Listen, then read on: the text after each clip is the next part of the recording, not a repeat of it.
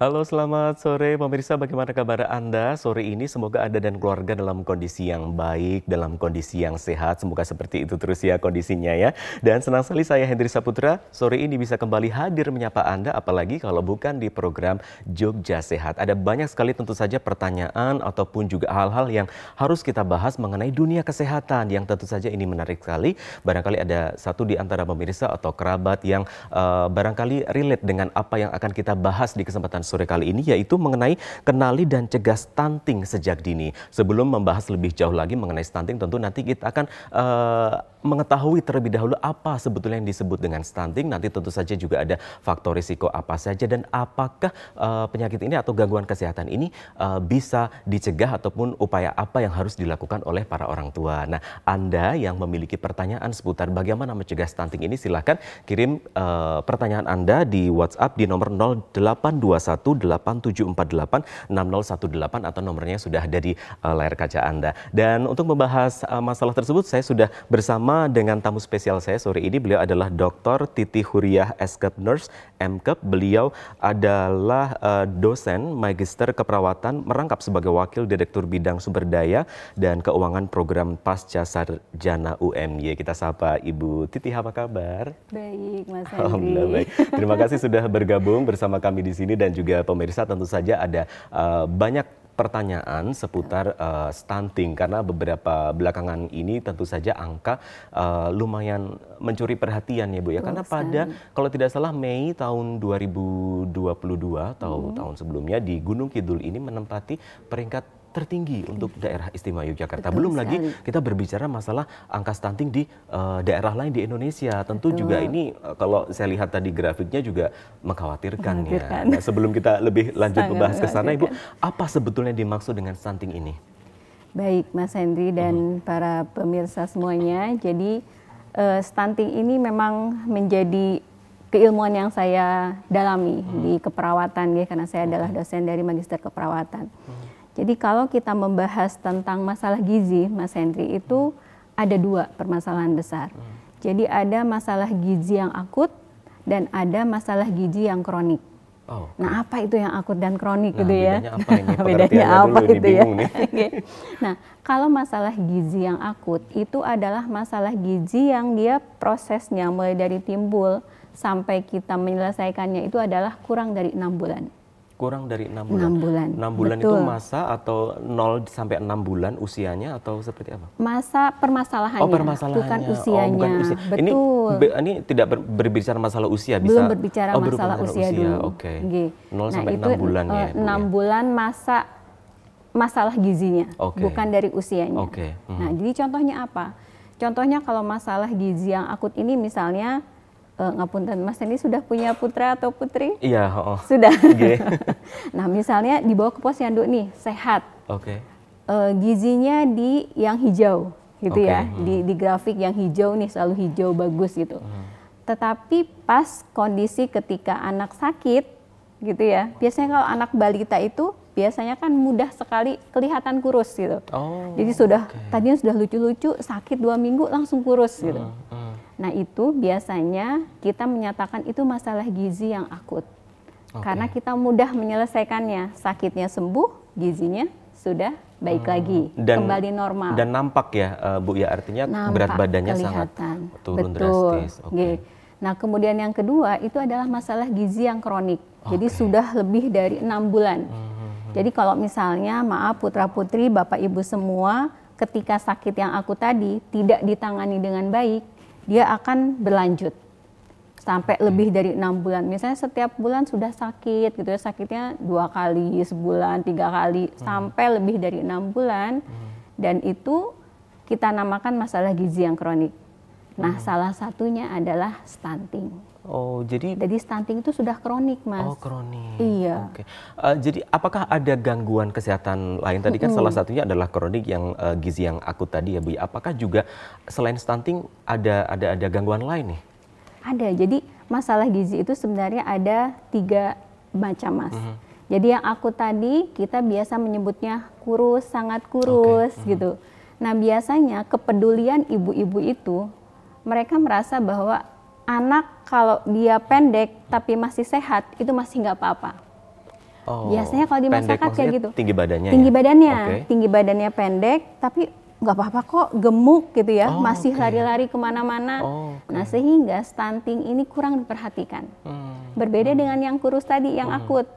Kalau kurus itu kan ibu-ibu kadang kan merasa gitu ya, Bu anaknya kurus, malu gitu kan. Gitu. Jadi kepeduliannya tuh lebih tinggi dibandingkan ketika melihat anak yang pendek, yang tadi masalah gizi yang kronis tadi.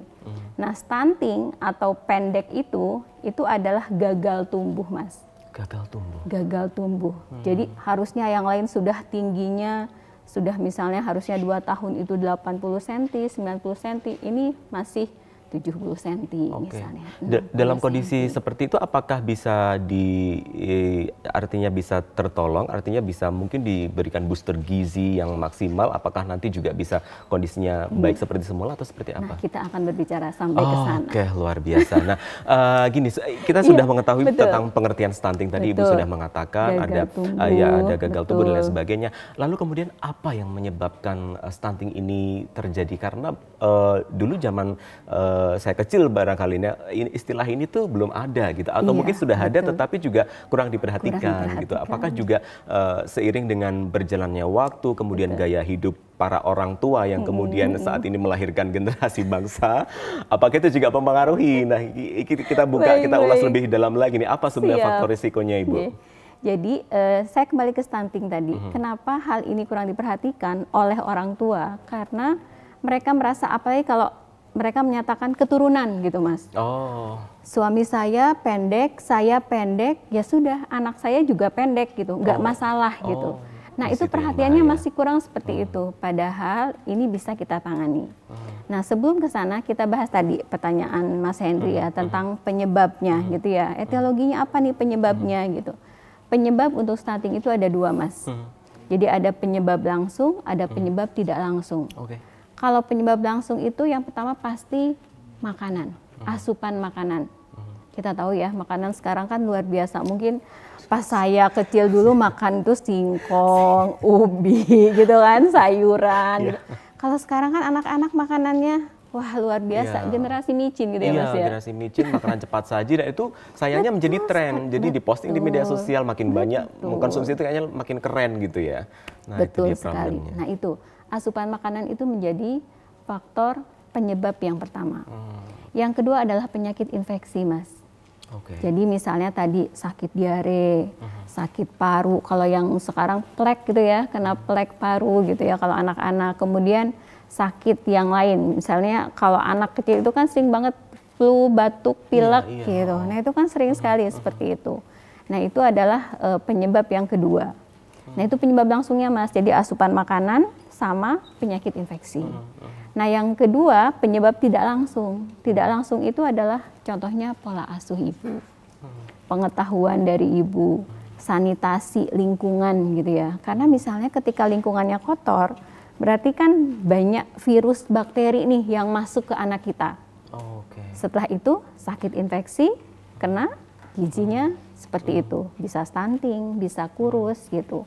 Nah jadi stunting ini memang permasalahan yang tadi Mas Hendy sudah sebutkan, tidak hanya nasional tapi juga internasional. Indonesia ini keberapa, Mas?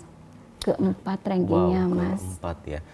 Seluruh dunia ya. Ini bukan prestasi yang dibanggakan nih. Kalau bisa paling bawah ya. Bukan prestasi yang dibanggakan. Jadi luar biasa. Jadi kalau misalnya sekarang angkanya sudah lebih baik. 2018 itu 36 sampai 40%. Jadi kalau ada 10 anak nih berderet, itu 4 anak tuh stunting. Kalau sekarang sudah masih mending, dari 3 anak 1 stunting. Gitu. Jadi kalau Mas ini lihat anak-anak gitu ya, usianya sama 8 tahun gitu. Nah yang tingginya bagus itu ya hanya 2 orang, yang satunya pendek.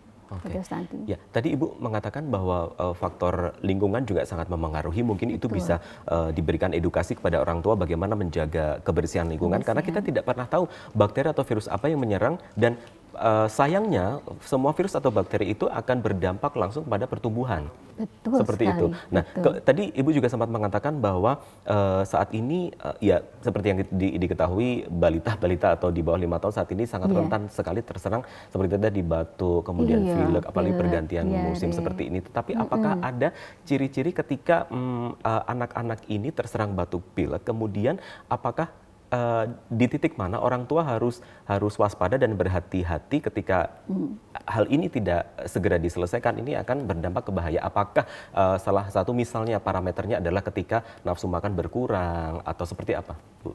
Betul. Jadi kalau kita melihat ini kan permasalahan gizinya kronik, Mas, lama gitu ya. Kita tidak bisa langsung melihat oh ketika anak diare langsung dia kurus gitu. Nah itu permasalahan gizi yang akut. Kembali ke yang tadi di depan. Kalau yang stunting atau pendek atau kerdil lah ya gitu, itu biasanya kita bisa mendeteksinya setelah 2 tahun, Mas. Setelah anak usia 2 tahun. Makanya kalau di balita itu ada namanya masa emas kehidupan, Mas. Jadi dari 1000 hari pertama kehidupan atau usia 0 sampai 2 tahun. Nah 0 sampai 2 tahun itu kayak sel-sel dalam tubuhnya dia, dalam otaknya dia itu sedang berkembang pesat gitu. Nah sehingga posisinya ketika kita ingin mencegah stunting ya di usia itu 0 sampai 2 tahun. Walaupun memang kalau sekarang strateginya sudah ke remaja kita kasih edukasi gitu ya, ke ibu yang mau hamil, ibu yang punya balita itu kita kasih edukasi. Nah tetapi sebenarnya di usia 0 sampai 2 tahun ini yang memang masa kritisnya gitu. Masa kritisnya yang bisa kita lihat. Jadi ketika setelah 2 tahun, ketika anak 2 tahun itu tinggi badannya tidak sesuai, maka kita sudah bisa menyebutkan anak ini mengalami stunting atau pendek gitu. Jadi 0 sampai 2 tahun itu masa-masa emas yang harus dijaga. Kira-kira apa yang harus diwaspadai oleh orang tua? Nanti kita lanjut lagi pembahasannya. Kita harus break dulu ya, Bu ya. Dan pemirsa, kita harus break dulu, nanti kita lanjutkan lagi obrolan kita yang sangat menarik ini. Bagi Anda yang sekali lagi memiliki pertanyaan seputar stunting ini, silakan hubungi kami pertanyaannya melalui nomor WhatsApp yang tertera di layar kaca Anda. Tetaplah bersama kami. Kehidupan kami bukanlah sesuatu yang luar biasa, tapi kami sungguh menikmatinya. Tiba-tiba pandemi COVID merampas semuanya. Mana yang lebih berbahaya, virusnya atau serangan kemiskinannya? Semua kegiatan harus dihentikan. Sumber penghasilan tak lagi ada. Sementara keluargaku harus makan. Saya nyaris kalah. Tapi ini bukan waktunya menyerah. Maka apapun saya lakukan. Kegagalan bukan lagi hambatan. Selama ada kesempatan, terus saya lakukan. Yang saya perjuangkan bukanlah kehidupan luar biasa, tapi keluarga adalah alasan utama saya bangkit dari pandemi.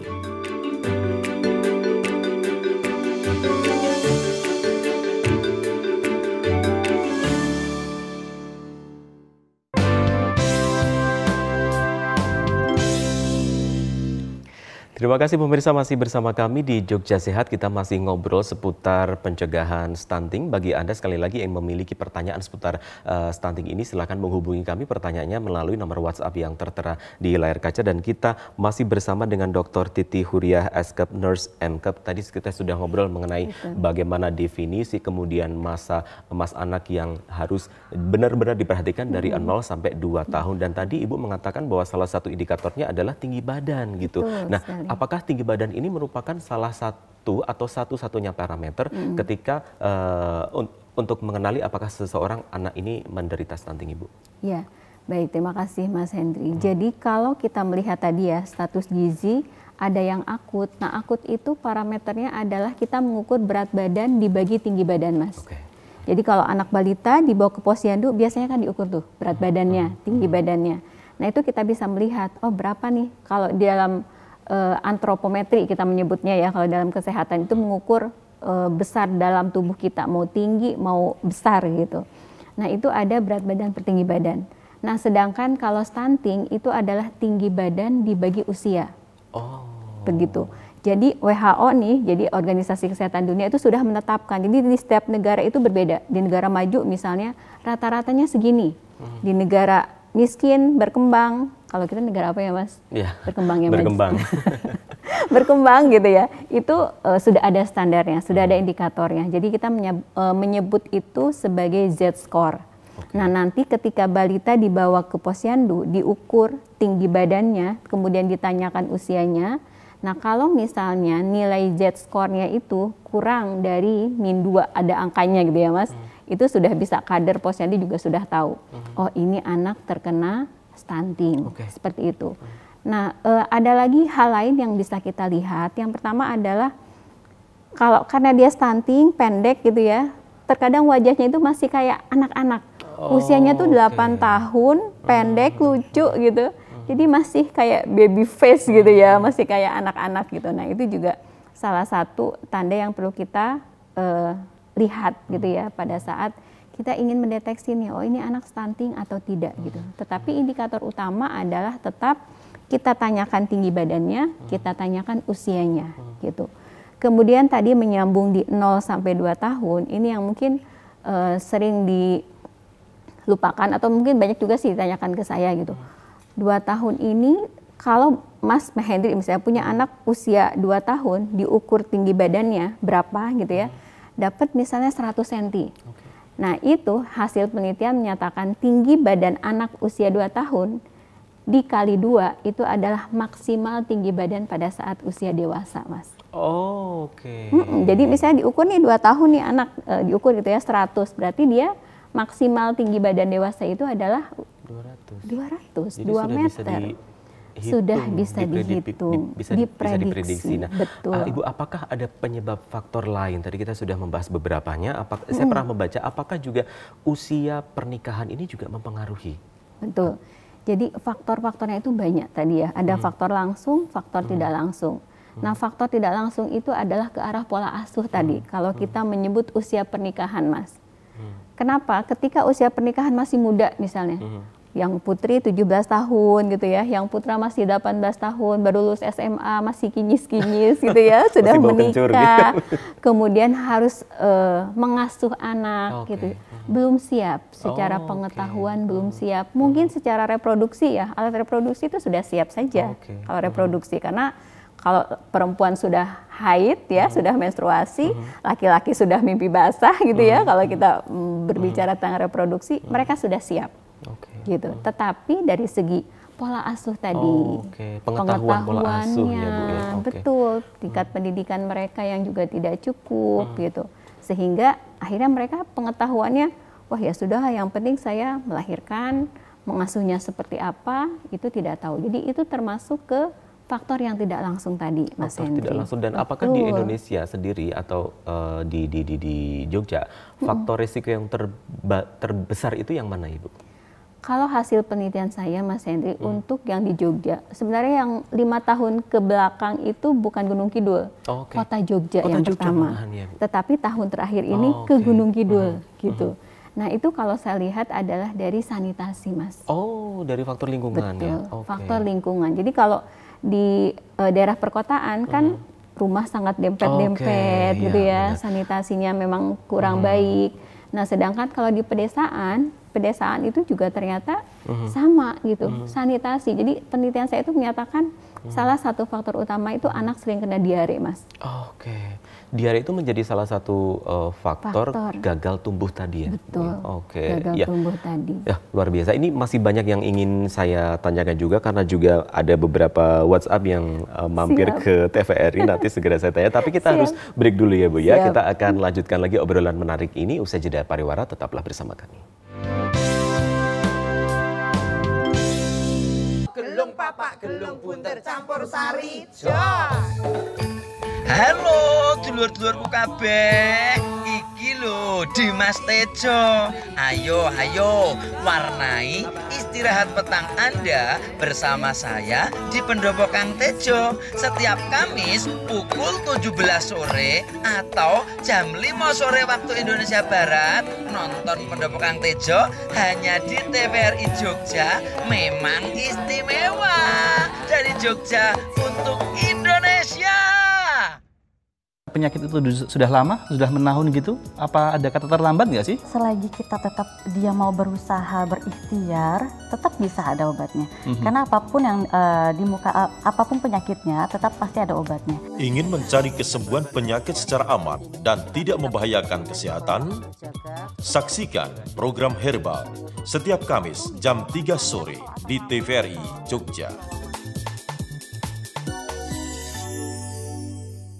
Mukti ingsun tanpa piranti.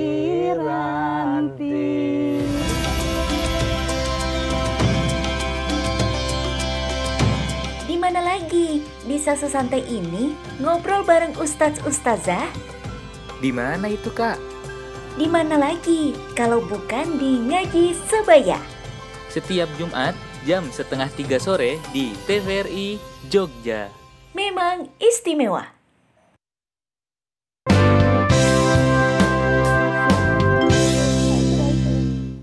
Baik, kita lanjut lagi. Ibu, ini ada pertanyaan dari Ibu Bulan di Kalasan nih melalui nomor WhatsApp TVRI. Bagaimana mengatasi anak yang susah naik berat badannya? Padahal anak makan juga banyak, minum susu juga mau, dan ditambah multivitamin. Apa faktor genetik juga berpengaruh?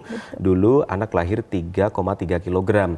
Pada saat usia 10 bulan, berat badannya mulai susah naik. Dan sekarang usia 10 tahun, berat badannya hanya 22 kg, tinggi 130. Anak memang sangat aktif dan daya tahan tubuh bagus dan jarang sakit. Gimana nih Bu kasusnya? Tidak disebutkan laki-laki atau perempuan ya, Oh Mas, sayangnya iya tidak disebutkan laki-laki dan perempuan. Itu pengaruh ya Bu ya? Pengaruh Mas. Oke, karena standarnya berbeda-beda. Betul, jadi status gizi itu salah satu faktor resiko untuk yang stunting maupun kurus itu lebih banyak di anak laki-laki daripada anak perempuan. Kenapa bisa begitu? Jadi kalau kita lihat memang aktivitas Mas, aktivitas anak laki-laki dengan anak perempuan kan berbeda, permainannya. Ya kan, kalau anak laki-laki main sepak bola, aktivitasnya sangat tinggi gitu. Kalau perempuan kan paling main boneka gitu ya. Ini yang standar biasa gitu ya, main boneka, tidak terlalu banyak energi yang keluar gitu. Nah biasanya memang pada anak-anak yang usia ketika sudah kita kenalkan MPASI, jadi makanan pendamping ASI gitu Mas, itu biasanya memang kita menyebutnya picky eaters. Sudah memilih-milih makanan. Makanan pokoknya yang es krim gitu ya, yang enak, kerupuk gitu ya, yang kriuk-kriuk gitu ya. Pokoknya makanan yang gurih-gurih gitu, sayur nggak mau. Nah biasanya orang tua itu kesalahannya adalah ketika anak tidak mau sekali, itu sudah dijudge gitu.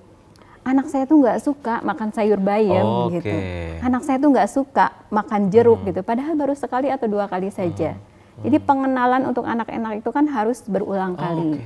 Dan yang harus kita ingat adalah anak-anak itu sebenarnya sebelum usia remaja gitu ya, itu bisa kita pola makannya. Jadi misalnya jam 7 makan.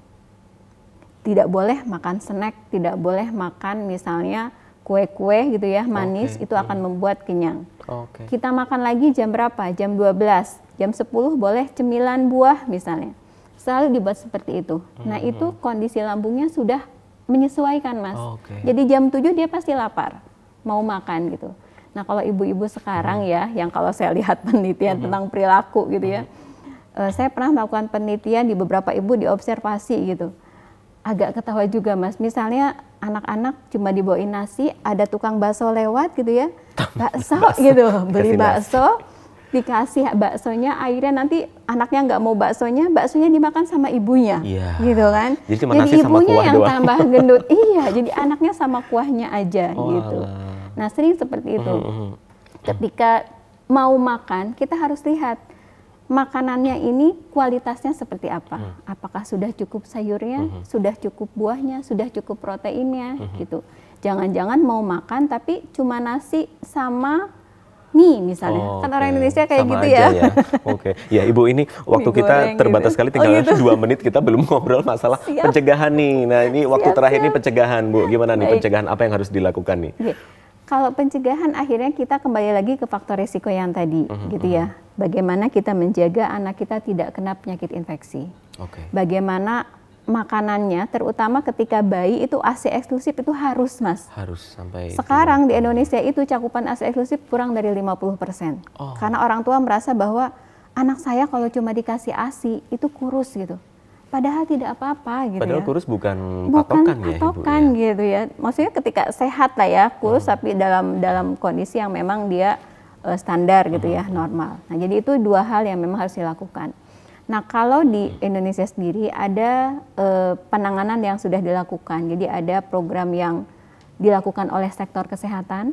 Jadi bagaimana tadi penyakit-penyakit infeksi kita selesaikan gitu ya, asupan makanannya kita berikan edukasi kepada para ibu gitu. Dan yang lainnya adalah penanganan di sektor yang lain. Jadi kayak tadi sanitasi seperti itu harus kita perhatikan. Nah, kemudian satu lagi yang ingin saya tekankan kepada para orang tua semua gitu ya. Terkait dampaknya Mas, dampak stunting ternyata ini. ada dampaknya yang belum terpikirkan bahayanya. Ini apa Ibu dampaknya?